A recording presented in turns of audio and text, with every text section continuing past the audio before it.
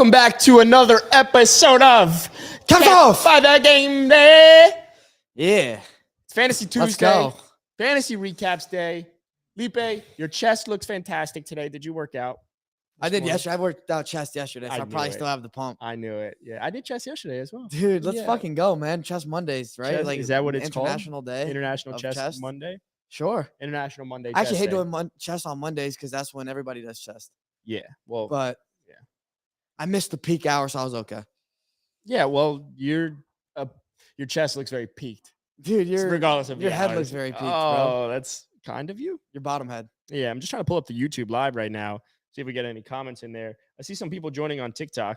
But yeah. Dude, I actually drafted you in my fantasy league yesterday. Did you? Yeah, you were pretty good. How'd it go? You scored 63 points. PPR, of course.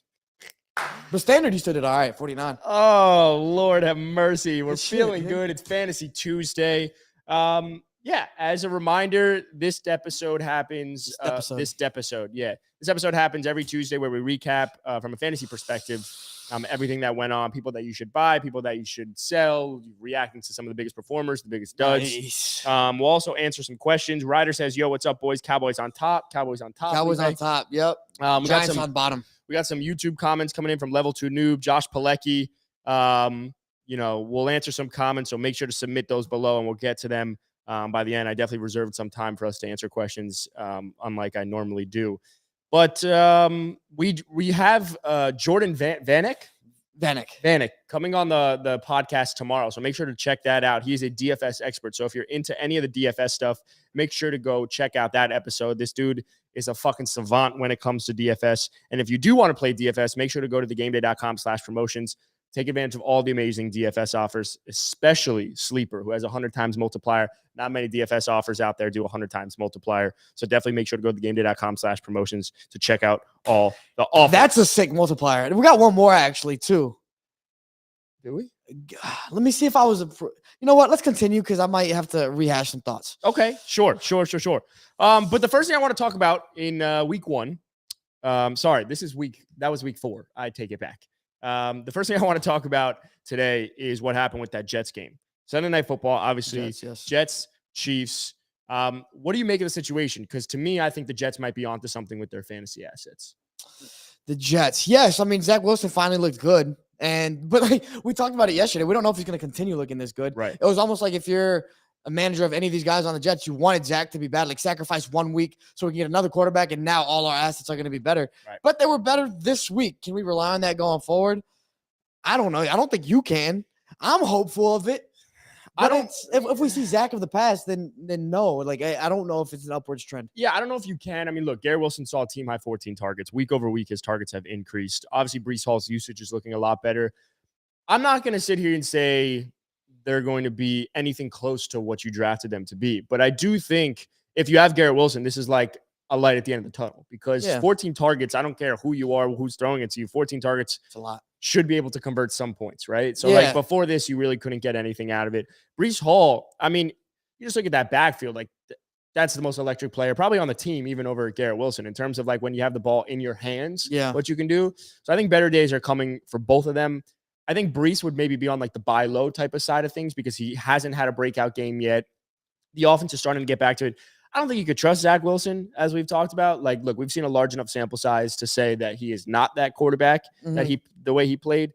But if he does give you maybe even 70% of what that once was, you're going to have some days for your fantasy assets. So, or he is that quarterback. I don't think so. And it started last week. I don't fucking think so. Do you? If I'm you not had a guess, confident. Okay. If you had to pick one side of the argument, I'd pick no. That's pretty much my point. But we could be because hopeful. You've seen a larger sample size. Yeah, but the fact that this is the most recent we've seen shows that like that weighs more than, let's say, a horrible game 3 weeks ago. Sure. I mean, like look, Josh Allen played a horrible week 1. Now, not to make that comparison. Some people are commenting on TikTok right now. I see Foodie and I see Dorham Toon said all you need from Garrett Wilson is 12 to 15 points and that he's going to be a legit wide receiver too.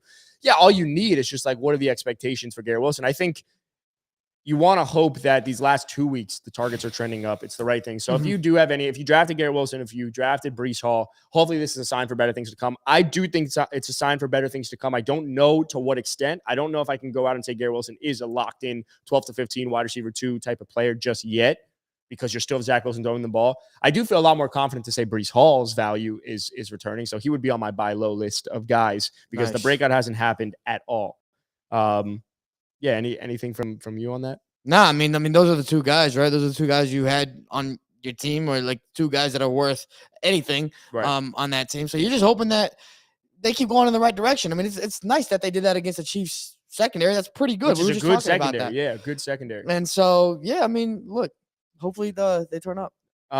As a reminder, submit your questions down below. We see all the questions. We're going to get to them at the end. Also, obviously, we're doing this live right now. We do a live on Sundays for a watch along and pregame show. But this week, we're actually not going to be able to do that because Felipe and Jack will be going to the 49ers at Cowboys at 49ers game in San Francisco. And myself and Matan will be going to Giants at Dolphins. It's going to be an electric Sunday. We're obviously not going to be doing a live show, but make sure to check out we'll be going live on TikTok at Sunday night for while you guys are at the game, Matan and I, and we're going to talk to it today, but maybe you guys will be going live during the Dolphins game. Potentially. But yeah, so we won't be going live Sunday, but do make sure to check out, at least on TikTok, where we'll be at the games and posting on stories. But yeah, some of your questions. The next thing I want to talk about is Arizona's offense. Obviously, this offense can support fantasy players. We've seen Michael Wilson, Marquise Brown hasn't looked bad. James Conner's been good. Zach Ertz dropped a touchdown, but that was another guy that could have had points. Josh Dobbs looks fucking good. Yeah, that's huge. Like you were thinking James Conner was probably the only person that you could play from this offense. I don't mind having to play any of these guys in my lineup. I'm not afraid of it anymore. And against good defenses too. That's the thing is, like, we saw them line up the Cowboys, who we thought was the best defense in the league. They're still like top 3, but they diced them up 1 week later. That you saw what they did to the Patriots. So like, look, the Cardinals aren't as bad as you thought they were. Right. And so, yes, there's more fantasy relevance than James Conner. And they're not going to be facing, like, they're going to face a lot of bad defenses coming ahead. And so, like, these guys, if they're performing right now, like, I don't mind putting any of them in your flex. I mean, James Conner is probably, an RB2 at this point? Yeah, I'd say so. Just volume alone keeps. And so the other guys, you're probably rotating in and out. But, I mean, everything you've seen so far, quarterback makes everything go. Like with the Jets, the quarterback plays well, everything goes. With the Cardinals, it's going to be the same thing. So you got these other guys that are playing well.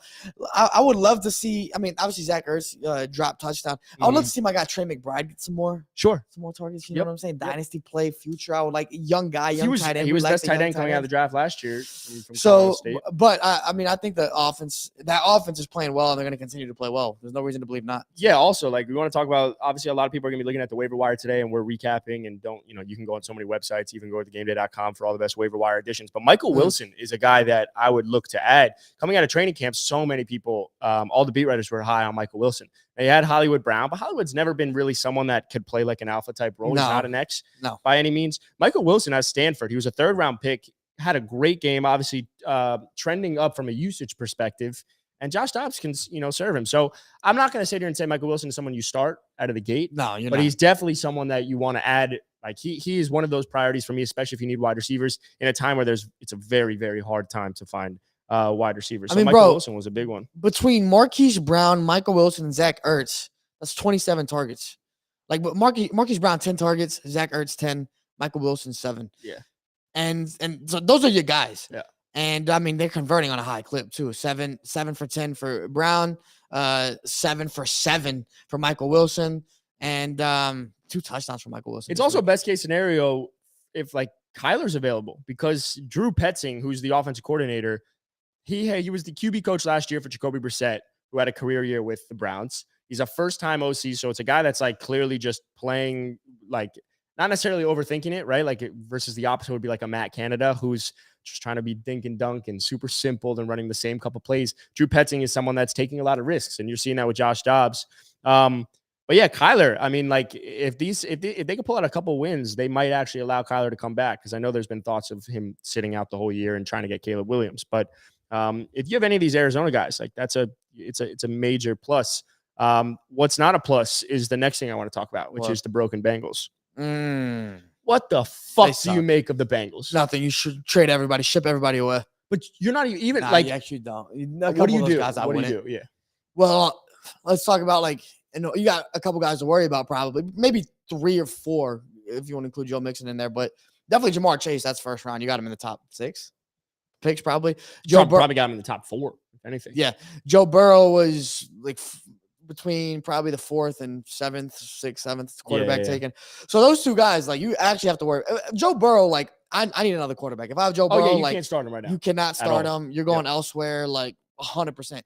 Jamar Chase, you just hope that, he can trend upwards eventually. And I know that's tied with Joe Burrow, but a lot of times I rely on the talent for these big time receivers to seep through and actually still maintain a decent floor for him.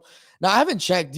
Let me pull up Jamar Chase's fantasy points over the past few weeks. I know he hasn't been good overall. I think in a full PPR he had 14. He had one good week this past week, and then 26 the week before. So he had still 14 this past week. Targets were there. He had 9 targets. Look, I mean, everyone's downgraded. Let's start there. Yeah, right? Everyone is obviously that's downgrading. Joe Burrow is not someone you could start at all right now, even if he's healthy to play. Zach Taylor said he's healthy to play. You can't start Joe Burrow, so you need to look on the waiver wire. Whether that's CJ Stroud or you have another quarterback, you're playing him. When it comes to Jamar, and it's the way I look at fantasy, Jamar just is one of the most talented wide receivers in the entire NFL. So how can I not buy low on him? Because I think everyone is probably panicking on the Bengals. Now, I'm not going to sit here and say he's going to be a top 3 wide receiver in fantasy, but I do think from a usage perspective, he is going to get peppered with targets and still have wide receiver 1 volume, no matter who the quarterback is, especially if T. Higgins misses time. Yeah. So while everyone's downgraded, I actually think it's worth putting out feelers for Jamar Chase and swinging for the fences. In case his manager's panicking right now, for sure. I have it in one of my leagues. The Jamar Chase the owner is panicking. So it's worth swinging for the fences, but you need to temper expectations. I would assume that he's probably in the top 10. It's just very high up there in terms of targets just this year in general. He had 9 week 1, 8 week 2, 15 week 3, 9 week 4. So those are great numbers. Yep. Whether he converts on them or not. And he has been converting on them. I mean, 2 weeks ago was his huge week that I alluded to, 12 for 15, 141. But even this past week, terrible game for them, 7 for 9, 73, 14.3 points. That's you're okay with that. Obviously you want more. You want him to have that game because he has game breaker potential. He can win your league.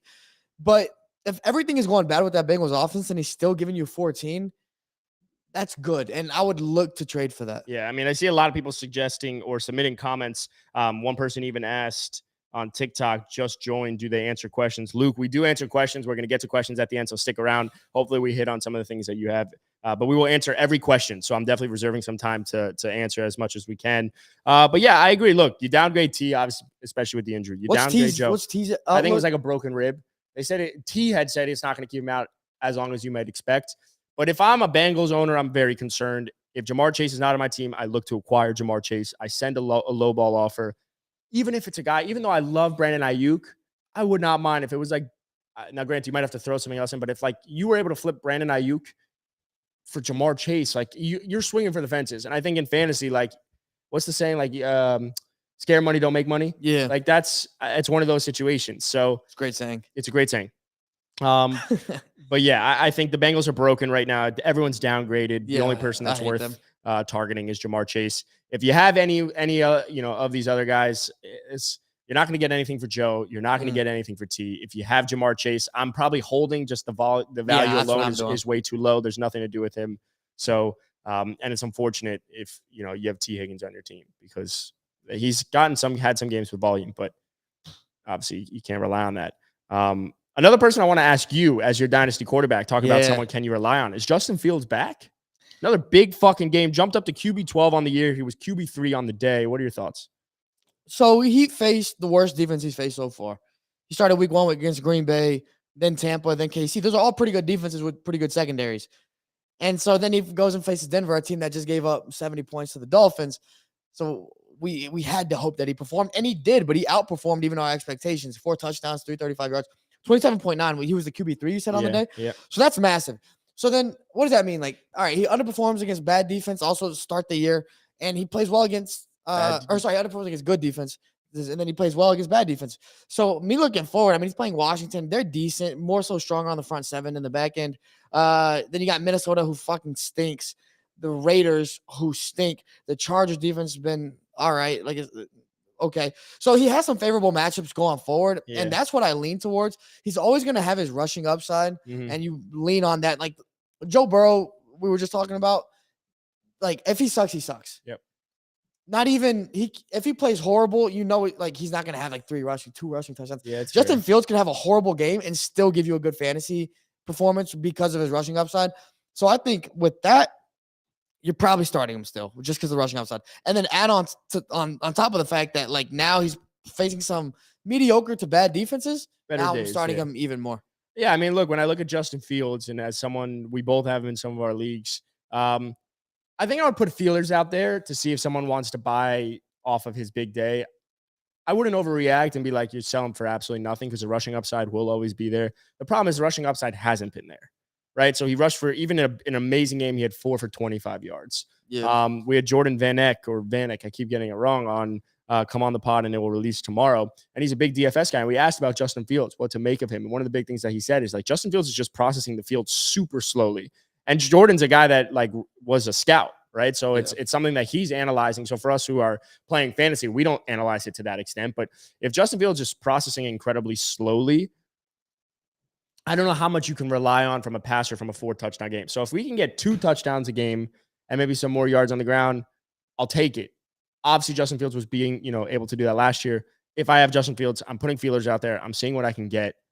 Like, if I can put Justin Fields in a player and get back Deshaun and, another player and upgrade that one player, I think I'm okay, because the rushing upside right now for Justin, or let me rephrase, what Justin Fields is doing on the ground right now is very similar to what Deshaun will do on the ground, right? He'll get you the 4 for 25. Yeah. It's not enough, but I don't know how many better days are coming for Justin Fields. So I try and sell. If not, you're obviously holding and starting him. I would hold, just for the simple fact that, like, I don't think people are buying at this point. Like, I agree with you. I don't agree with you. Like, the narrative with Justin Fields is that he was kind of a one-year wonder last year, and he sucks this year. Like, even though he was not that great last year either, he just put up great fantasy performances because he would run a lot. I think they need to unleash him. Like you said, what Jordan said, like the offensive schemes, the coordinator, everything is holding him back. They're making him go through these super long progressions, and that's not his game right now. You develop into that. Yeah. And so if they can just utilize his feet a bit more, which is good for fantasy, you love to see a quarterback get his confidence back. I think I know he should have way more confidence after this week than he had in the past. I'm more so like setting my thoughts and prayers and hopes and everything else on the fact that he's gonna be better than he was the first 3 weeks. I agree. Well, look, you were super low, so like obviously exactly. the only way is up. But yeah, I think that's fair to say on Justin Fields. Another person I want to talk about, obviously my guy Devon Achane, the RB1 in Miami right now. I mean, look, Mostert was great these first 3 weeks. He had a down game. I think if you have Raheem Mostert, you're fine. You're still going to start him, even though Jeff Wilson's coming back. He is always going to be the preferred back because he got the money. We want to follow the money in fantasy. But look, Devon Achane or Devon Achane, he had 24 fantasy points. He's currently RB3 on the year, and he's only played 2 weeks. He was the highest graded Dolphin in week 4. He's currently averaging the most yards per carry in the NFL at 11.4, which is going to come down no matter what. Yeah. He had 8 carries for 101 yards, That's 72 insane. yards after contact. 72 yards after contact? Yeah, I think the big thing when I look at it, though, is like his snap rates increased from 44% to 66%, so he played more. Huge. His route participation was 39% to 68% this past week. So, and then the biggest stat of them all is the last 2 weeks, he has 10 opportunities inside the goal line, really at the 10-yard line, to Mostert's 2. So, I mean, you're salivating at the mouth. I literally, did you hear? I spit. Yeah, I literally am so salivating hot. at the mouth. Really Yeah. hot. And Raheem Mostert had 2 fumbles. So, like, that worries you. I think when I look at Achane, obviously there's not a fucking thing you want to send out from an offering perspective because he's going to be way too high. The volume isn't there enough. Naturally his performance is going to come down. It just has to. But I keep talking about it. It reminds me so much of Tariq Cohen a couple years ago, and we were talking about this last week. Tariq Cohen, I think it was 2017, was the RB11 on the year, and with very, very little volume. Right? It's a guy that can do so much with so little. What do you make of Devon Achane? I know for me, obviously, as a Dolphin fan, I could talk on it, but like I'm curious your like objective stance on Achane. Well, I mean, Yeah, the guy's super efficient on limited touches. By the way, 107 people on TikTok right now. Oh, that's pretty awesome. So shout out to everybody watching. Submit your fantasy questions. We're gonna get to all of them in like 10 minutes. So what I make of it is this, right? Like a lot of yards and just the efficiency he has right now, that's one thing. But you could say like, oh, he's not going to be able to replicate that. Yeah. But the one thing that makes me buy into him is the increased usage week over week, the increased red zone snaps inside the 10-yard lines, 10 snaps compared to 2 with Mostert. That's crazy. Like all of that is pointing to like buy the fuck out of this guy. I mean, I know he's going to be expensive as hell, so maybe you're not looking at buying him, but like you're sold on him is what I'm trying to say. I'm at this point, like he's locked into my lineup. I think easily. He has to be because he's just doing he's doing so well on the limited touches he has, and the touches are going up. So because of that, like obviously at some point they're going to plateau. But we don't know where that number is that is going to plateau. It could be at, 15 touches a game. I mean, this last game looks like he had 11 touches. The week before, they're blowing out the Broncos. He had a lot, and they're running a lot. And the Dolphins have a really good offense, so he's going to get his touches. When he gets his touches, they're going to be like high opportunity plays out of the backfield on receiving snaps, even running the ball. And so I'm all in on him. Like you said, probably too expensive to buy because whoever has him right now, they're not going to let go of him for anything less than like some major players. But he's starting in your lineup. Yeah, I mean, look, I think when it comes to someone like Devin Achane, you set it. Not many people get the set it and forget it tag in fantasy right now. Right at this current moment, he is a set it and forget it. Not because of like volume, because volume is usually the number one thing the number one reason you keep someone in their lineup. But like you said, best offense in the NFL. He's going to get touches. He's going to get manufactured touches. They want the ball in his hands.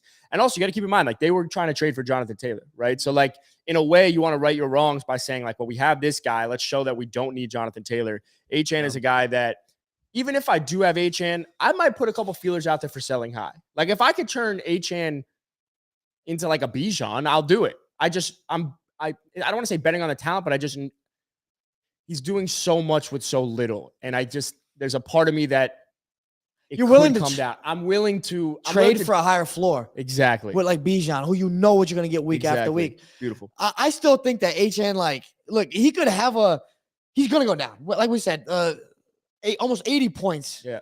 The past 2 weeks come on.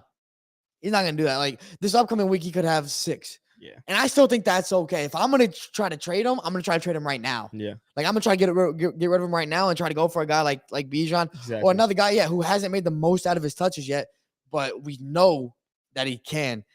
But right now is the time to trade him because I think he's going to go down a little bit. His value is out the roof right now. Yeah, 100%. A fuck ton of comments. We're going to get to them. I'm actually going to skip one of our segments because I want to answer all these. Sweet. As a reminder, obviously we do these fantasy episodes live on TikTok and on YouTube every Tuesday and Thursday. Tuesday is recapping, answering some of your questions. Thursday, we're doing buy lows and sell highs for literally 45 minutes. So people you should target what you can get for them. So make sure to check those episodes out when they are live. Or if you don't get a chance to tune into the live, make sure to go check those out at the link in our bio. Also on Sunday, normally we do a watch along and a pregame show. We won't be able to do that this Sunday because Felipe and Jack will be at the Cowboys Niners game in Santa Clara. Myself and Matan will be at Dolphins Giants. So make sure to check out our stories on TikTok for both of us to get the game. So that's going to be an electric factory. So this will be the 1 week that we don't do it. Electric factory, dude. Yep. I said it. And then last but not least, I just want to touch on it. It was the week of the wide receivers. I mean, we had Stephon Diggs, who had 30 points. He went off for 3 TDs. You had A.J. Brown, who's had 2 great weeks. He had 29.5 fantasy points. Nico Collins, who had 28.5 fantasy points. He's on pace for 1,800 receiving yards, 13 TDs. He's currently the wide receiver 7 on the year. Love to see it. I mean, his rest of season now, another guy that's a set and forget it, right? Like 3 out of the 4 weeks. Is he? I think Nico has to be right now. 3 out of the 4 weeks he's been able to do that. And what I think matches up is like, the way the Texans are playing, the way CJ Stroud is playing, like you want to give when a guy's playing super well and it's contributing to wins, how do you not feed it? Right? Like it's like those first 2 weeks, Michael Thomas was getting targets, and yet the Saints offense looks absolutely terrible. But if you give the ball more to Chris Olave and Chris Olave is able to find the end zone, you might see better results from like offensive standpoint, but they've been really bad. So I think Nico has to be in lineups. And then last but not least, our guy Puka Nacua had 22 fantasy points, finally found his first touchdown in the game. Yeah, OT. But I think a good way to answer questions and to get into the questions now with a lot of people tuning in is Cooper Kupp. I saw a couple questions on Cooper Kupp. So Cooper Kupp's going to come back he's going to practice this week. They opened up his IR window or return to play window, whatever the fuck it is. What are your thoughts on Cooper Kupp? Let's start with Cooper, and then we'll go into like what that means for Puka Nacua. I mean, you're starting Cooper every single week that you have him, and that he's healthy, and you're also starting Puka.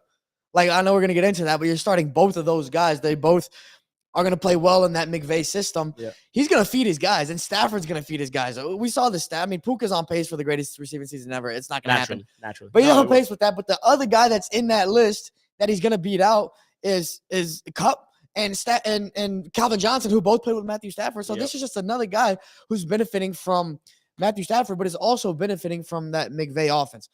So when Kupp comes back, yes, he'll probably see less targets, but the types of targets he's going to see are going to be similar in the fact that he's going to be breaking in between the zones. Yeah. He's going to be open. Same with Cooper Kupp. I don't think he's a touchdown machine by any means. I mean, he finally scored his first touchdown, but his game is yards and receptions, and Kupp's game is that as well. Kupp is just a little bit more athletic, and he makes more out of what he gets. Point being that they're both must starts. I agree. Kupp is probably going to be your wide receiver. I mean, you want him to be your wide receiver 1, and I think he can be there if he's healthy. And Puka at this point, like, why your wide receiver 2?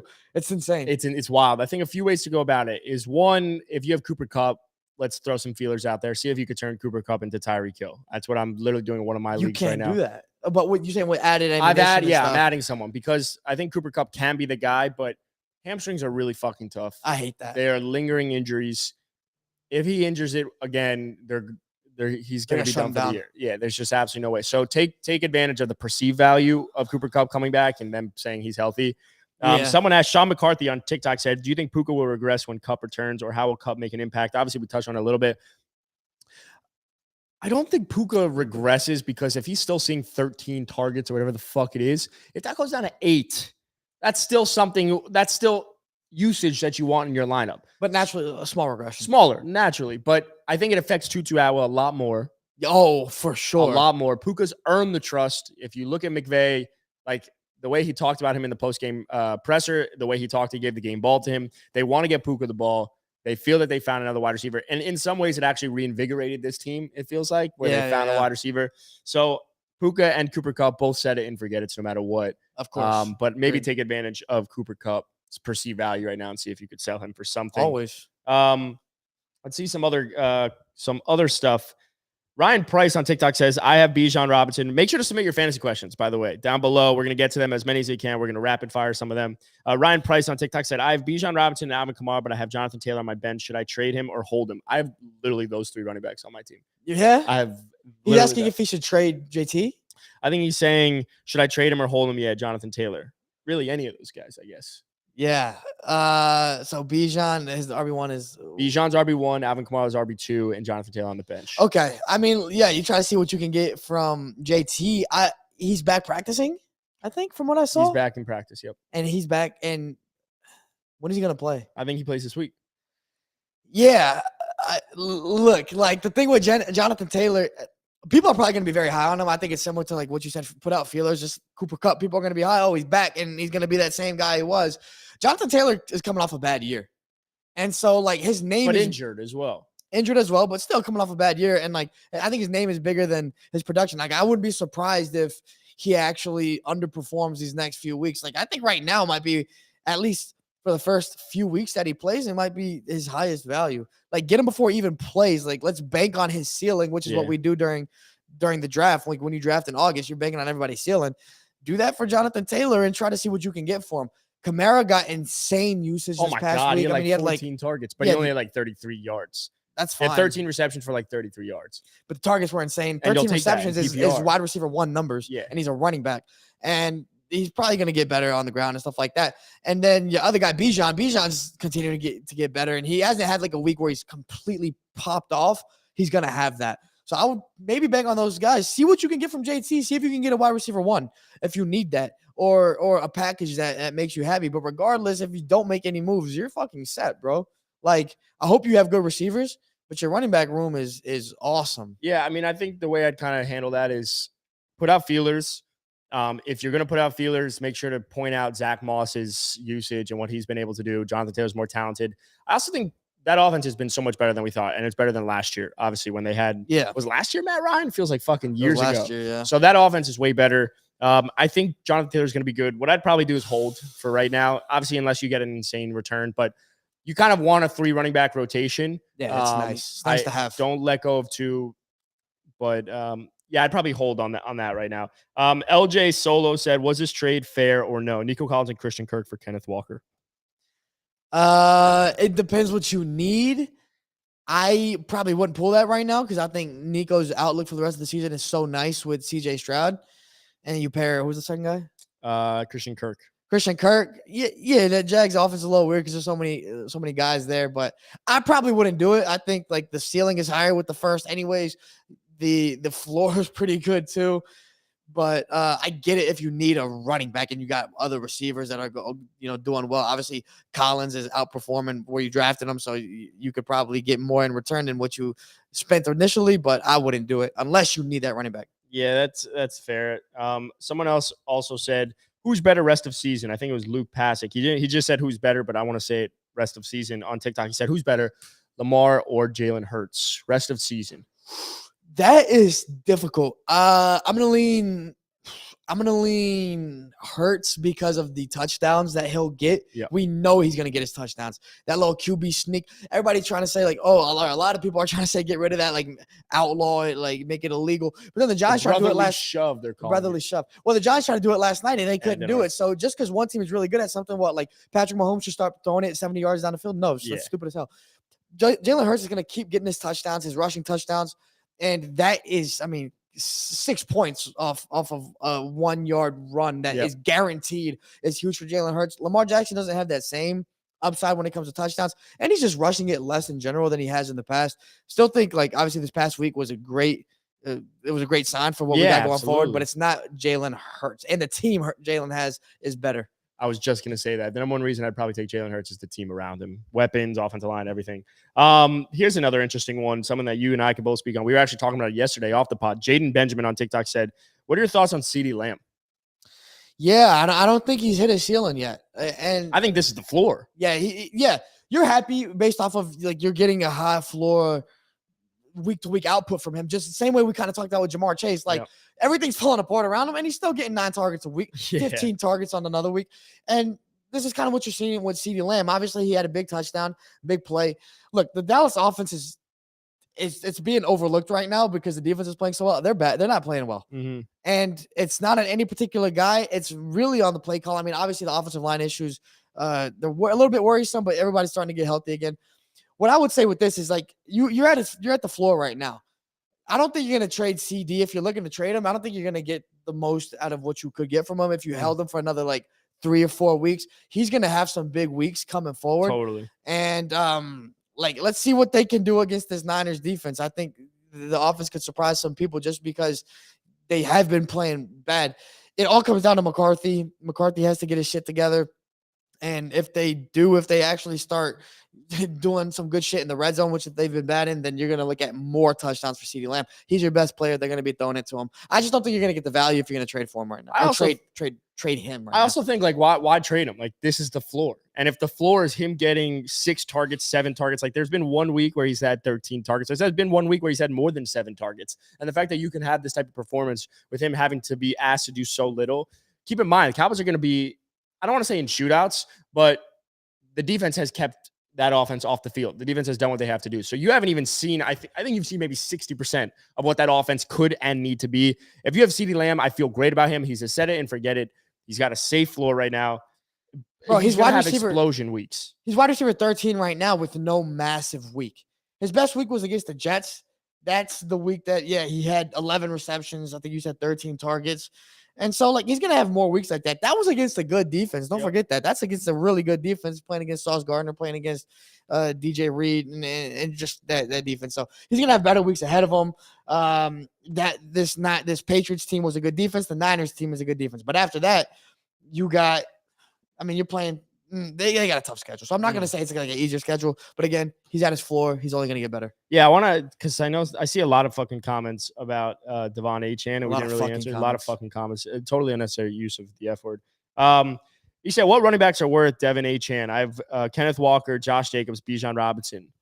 from trades. To be honest, I would trade Achane and package him with someone and go chase one of these high-end wide receivers. Yeah, absolutely. Go attempt to get Tyreek off of a bad week. Go attempt to get a Jettis. Go fucking get Jamar Chase. Like, I don't give a shit. You have 3 running backs that you'd be starting. Achane's usage obviously might increase even more week over week, but Jeff Wilson coming back, we just don't know what it looks like. Take advantage of, sell high. So he has all those guys. I think he said he is. That's what it sounds like. That's insane, bro. Like we said, right now is the time to trade Achane. 80 points in 2 weeks. Not going to continue to happen. He's still going to get his. Don't get me wrong, but right now is the time to trade him. I would try to go package him with somebody, and honestly, you probably don't have to package him with another big name guy. You could probably somebody who needs more depth and still needs a little bit of talent. Get rid of him and get something good in return. Yeah, I see a lot of questions on Cooper Kupp specifically. I know we talked about it briefly. I want to just answer this one by user 98074, a fuck ton of numbers. I love him. He's actually my boy. He's a good guy. He says, I have Puka Nacua and Cooper Kupp. Do I hold both or try and sell one high? I would try to sell Kupp high. So a big thing with fantasy trades, and we talk about this all the time, is like you want to feel that the person that you want to create this idea that the person making this trade is like in full control, right? Like it's just a basic negotiation sales tactic 101. Nice, bro. Right? You know what I'm saying? Influence 101. So I would go to find a wide receiver that you really like and say to them, and for example, I have a Cooper Kupp in my league right now. I'm trying to get Tyreek Hill. Take advantage of the perceived value. Say to him, like, you could pick one of these guys. And when you say that to them, Robert Woods and Cooper Kupp are both top 24 wide receivers in a Sean McVay offense. So anyone that says that they both can't perform is wrong. Okay, go show them the stats. Allow them to pick between Puka and Cooper Kupp. Obviously, Cooper, I think, will warrant a higher, value in return just because of the name. I'd be fine with both. I would start both as well. I don't give a shit. Like you're going to start. If Tutu Atwell and Puka Nacua can have games together, then so could Puka Nacua and Cooper Kupp. Yeah, I'm not as worried. What would you do? I don't like having. I don't want both. Wide receiver 2 on a team. I do think that if you do, you're still starting them both, which is crazy. Just because we've seen the volume that is going to these wide receivers. But I'm trying to get rid of one of them. And I think the guy with the higher price tag is probably going to be Cooper Kupp, as you mentioned, just because of the name value, what he brings. And so I'm trying to get rid of Kupp, and I'm trying to get something good in return. You're banking right now on the name and what he's done when he's healthy, which is better than any other guy in the league. We've seen that. And so, yeah, if you can get something good in return, maybe you need a running back, go get a running back, get rid of Kupp, get some depth, then you can do that. Puka, I'm confident in, like we mentioned just a little bit ago. Yes, he's going to regress a tad bit, I believe. Maybe a few targets away will go away. Well, a few targets a week will go away, but he's going to continue producing on those targets, and he's going to continue getting I don't think he's getting less than 6-7 targets a week, and he's going to produce on those. So yeah. I do want to answer Josh Pilecki, who's been sticking around on YouTube. He said JT just said he doesn't want to play with the Colts. As of this morning, he changed his mind, is wanting a trade. Don't believe that is accurate as of late. From what I'm seeing, Jonathan Taylor, they canceled practice. The team canceled practice, so it looks like he could play unless things change. I mean, I don't see anything on Twitter right now that specifically talks about Jonathan Taylor, but it seems like he's going to return to practice like nothing had happened. And I think that's because of the way Anthony Richardson has played. By the way, that guy who said the Achane trade, he said, I want Achane. I have Josh Jacobs, Walker, Bijan. Okay, I didn't know if it was one or the other. In that case, you got Walker, Bijan, and who? Josh Jacobs. And Josh Jacobs? I mean, you don't need him. You don't need him, but yeah, and Jacobs, I don't know. People are probably pretty low on Jacobs right now with what he's doing on the album. I will say if you need a wide receiver and that person happens to have Achane and a wide receiver that you could use, go trade Bijan and get Achane, downgrade a running back, and then fucking. Or if he's a Raiders fan, give him Josh Jacobs, bro. I would try to get rid of Josh Jacobs. I will answer a few more questions. As a reminder, I see a lot of start-sit questions. If you want to do start-sits, make sure to come back Thursday. That's where we do start-sits, so we won't be answering any start-sits. But make sure to come back Thursday, 10:30 a.m., both Tuesdays and Thursdays. Obviously, today we were a little bit late on it because of, some other technical issues. Yeah. And then also as a reminder, on Sunday, we technically or normally go live really pregame and watch along, but we won't be doing that. Felipe and Jack of the Caps Off podcast. I don't know if this is for you page or any followers are, here. We'll be at Santa Clara. We'll be in Santa Clara for 49ers Cowboys. Myself and Matan will be at Dolphins Giants. So make sure to check out our TikTok stories for content there. Here's an interesting question. This person said, Justin Jefferson for Derrick Henry and Calvin Ridley. Who wins? Oh, man. I lean towards the Justin Jefferson side. I would probably want to keep Justin Jefferson.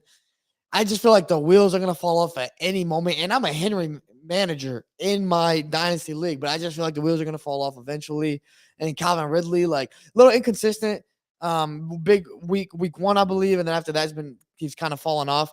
And you just don't know with that offense. I think he's gonna be better than he was, but you just don't know. Whereas Jefferson, his ceiling is super high, insane. Might have the highest ceiling in football, and also his floor is super high. I would just keep that unless you need the depth. Yeah, I agree with that. A few other questions. This one's by Tyler Hokut. He said Tank Dell and Ramondre Stevenson for Cooper Kupp. Interesting, actually. Very, very interesting. Tank Dell and Ramondre Stevenson. He's getting Kupp. For Kupp, I mean, yeah, I mean, it depends where you are, I would say. It does depend. I feel like me and you are both fans of like going to go get that superstar. Yeah. And if you're not giving up guys that are integral for your team, then go do it. But I don't know how those guys are for you. I mean, I'm assuming Tank Dell is probably like he's on your bench. Sometimes you might think about starting him on your flex.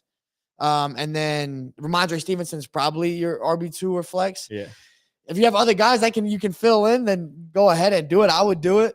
But if not, then I don't think it's worth going super thin, especially when, like you mentioned earlier, Cooper Kupp, it's a hamstring injury that could re-injure during the season, and you don't know if they're going to shut him down.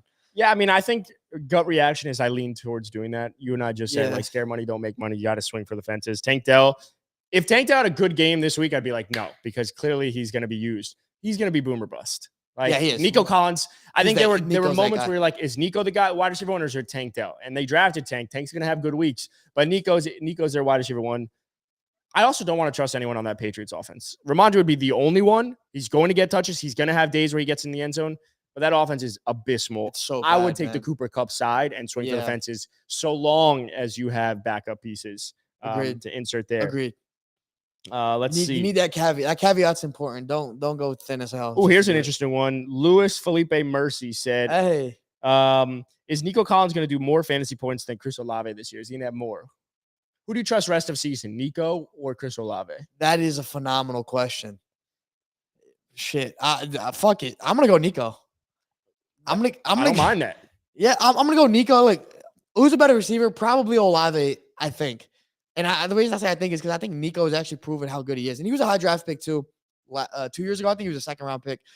But the offense, CJ Stroud is balling. Like, you're going to listen to the episode tomorrow. Everyone listening now, I'm assuming you're constant listeners of the podcast. You're going to listen to the episode tomorrow. And we had Jordan Van Eyck on, super smart guy, analytical guy, 33rd team. And he broke down. Or during that episode, we actually talked about CJ Stroud and what he's doing. He broke down how good he is. He thinks he's a top 10 quarterback already. And so because of the situation in Houston, which is a good situation, but we didn't think it would be this good, I lean towards Nico Collins rest of the season. I think he's going to be balling out. I don't know if he's going to have another 35-point week or whatever he just had, but he's going to have a lot of targets. He's going to produce on those targets. He's athletic. He's big. He is efficient. Whereas Olave, really good, really talented, but like, what are we doing here with that offense with Jameis and Derek Carr? Like, you're going back and forth. Like, I don't love the offense, so therefore I lean Nico.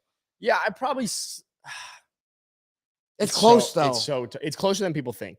I might lean slightly Olave because he hasn't had a touchdown yet this year, and he's due for one. Okay. The thing with Nico is he's being targeted downfield. It's not just like an Amon-Ra with volume and across the middle that he had last year. Like, Nico is kind of doing it all. He's their red zone target. Rest of season, I slightly lean Olave just because I think Derek Carr is a better quarterback than Stroud, unless Derek Carr is really ass and Stroud is like that. I think they might be close at this point. But if you have either one, I'm not overreacting to saying I wish I had the other one, if that makes sense. I think both are completely fine. I think, Olave higher floor. Yep. And now I'm looking at his stats, so I'm not talking out my ass right now. 10 targets, 11 targets, 11 targets, 6 targets for Olave. And, so he's getting his volume like we mentioned before. So his floor is super high. I think he has a higher floor, safer floor, and his ceiling is high as well. But Nico's really doing his thing, and I'm just banking on CJ Stroud continuing his progression. Yeah. We'll do a couple more questions before we wrap up this episode. We'll call it maybe like 2 or 3. This person who keeps putting emojis, so I got to give him credit. Should I trade Cooper Kupp for Tony Pollard? Yes, I would take Tony Pollard. Yeah, probably. He's another guy who's underperforming. Like, the running back landscape is so weird right now. And it's weird because you have Christian McCaffrey, and then like after that, it's like, okay, the RB3 and he's played 2 really weeks. weird. You got Bijan up there, Pollard. I think we have a lot of running backs who were like one of the top 8 running backs drafted in your fantasy leagues who haven't been playing like it, but the average, like what do you say? The average game? Law of averages. Boom. Law of averages. It's gonna pan out. Everything's gonna kind of work its way out. Regression to the mean. Regression to the mean. Pollard's gonna work his way back up. He hasn't been playing very well lately. The offense hasn't been playing well for Dallas. They got to stop being cute. Like McCarthy's known for this. He does a bunch of stupid shit. Pollard's gonna start getting in the end zone more because they have to. Their red zone offense is terrible right now, and his numbers are going to go up. I would probably do it, especially because what you're dealing with Cup is a hamstring injury that, from past history with other guys we've seen having that same injury, can linger and can affect his productivity. Yep, I agree with everything you just said. 2 last questions. This guy said, Lewis said, would you put Anthony Richardson over Justin Fields as your QB1? Oh man, that's a great question. He's been outplaying them, right? I mean, you have to. Fields just went up to QB 13 for the year. Rich is probably like, I think you have to. I'm curious. I'm going to see. Only because as a passer, he's looked better. The offense looks slightly better. Like the Colts offense. Once Rich is 12, Fields is 13. So it's an interesting question. It's a great question. Fuck. I'll go Anthony Richardson right now, but if you have both, I feel pretty good about it because you have 2 rushing upside quarterbacks.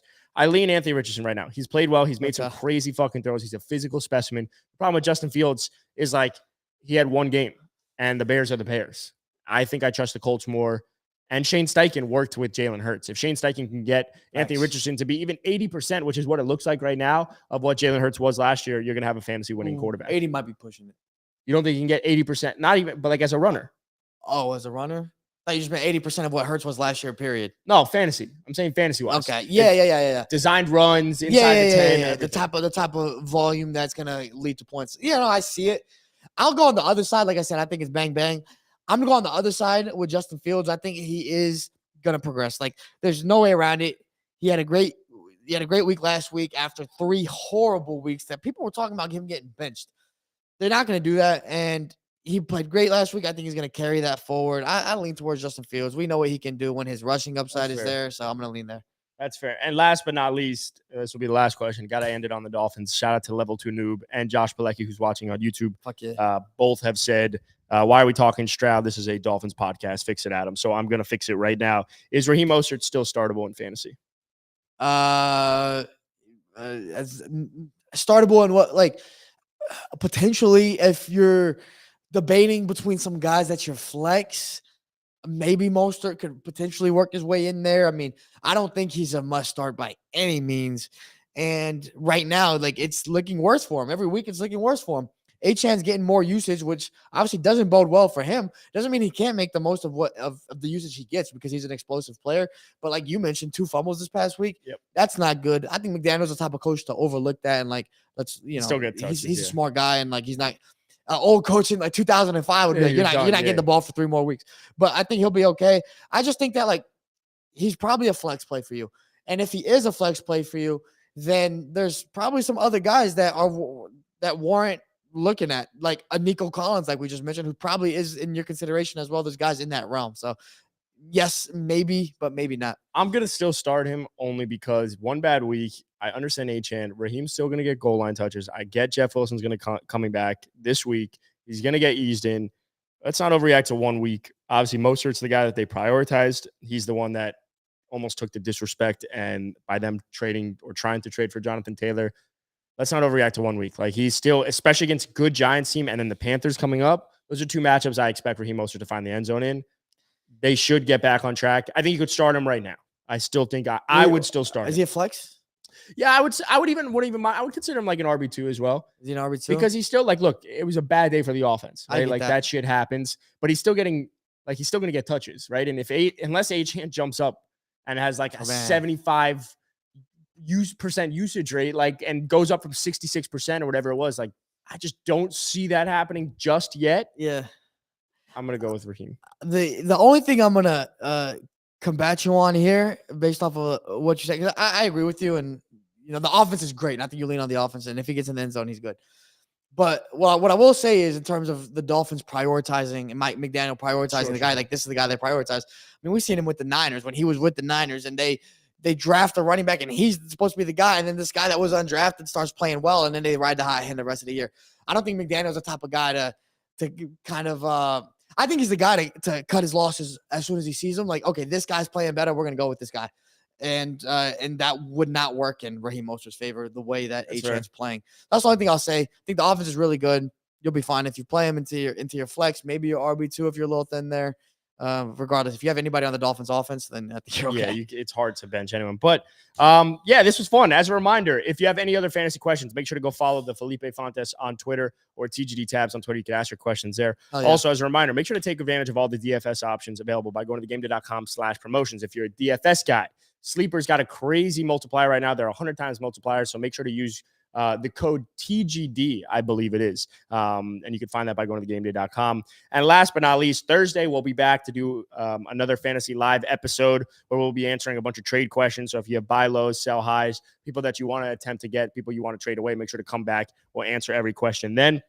And then as a reminder, on Sunday, we will not be doing a watch along. We will not be doing a pregame show. That's because we will both be at our team's games. So Felipe and Jack will be at Cowboys 49ers in Santa Clara. Myself and Matan will be at Dolphins Giants. So make sure to check out our TikTok stories to see what the fuck we're doing there. Which I don't know what the fuck we're doing there besides drinking and having a good time. Should be a blast. I mean, your game is going to be a blowout, I would assume. Yeah. Dolphins Giants, even though let down, bounce back. Actually, let down for both teams. Okay. Or bounce back, I guess, for both. Well, Cowboys Niners should be a go on. And yeah, man, it's gonna be a fun weekend. Looking forward to it. Yeah, it's gonna be a lot of fun. Make sure to follow us and see what we're doing. Also, if you're still here, go to the link in our bio. Give us 5 stars on Apple or Spotify. We need all the help we can get. Right now, if you look at it, the people that they're suggesting podcasts against Caps Off, like I think we're 10 times worse than they are. Yeah. But help us out, maybe. Look, I'm not going to announce it right now. I was going to do it earlier, but I remember I need some confirmation off air to be able to do this. But we're going to have a giveaway for everybody that does leave us a rating and a review and whatever you want to do. Everything after that's on top. Like, we love you guys. So you're going to have to comment and leave a rating or something like that. So you can get ahead on that and already leave a rating and you're in business. Because once we give that giveaway, we're going to ask for a little confirmation screenshot or something like that you did give us a rating, because, we love people who tell the truth. So we're going to need that. We're going to do a giveaway. And then I think going forward as well, this is also another teaser.